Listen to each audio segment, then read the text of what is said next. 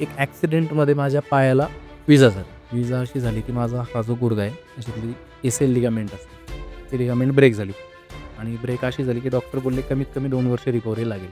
असंच विचार करत बसलो की आता पाय तर असं झालं आहे, काम तर काही करू शकत नाही, करणार काय?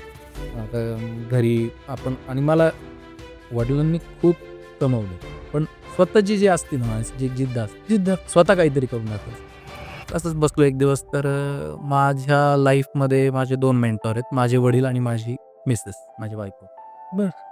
तिने मी तिला विचारलं, "काय करू?" तर ती म्हणे, "तुम्ही ह्या क्षेत्रामध्ये ट्राय करा." म्हणजे आता ऑन कॅमेरा बोलतो, की माणसाने त्याच्या बायकोच्या काही गोष्टी ऐकायला पाहिजे. तिला अनुभव असतो.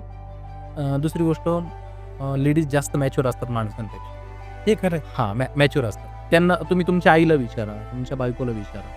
त्या तुम्हाला योग्यच सल्ला देणार. त्या तुम्हाला चुकीचा सल्ला कधी नाही देणार.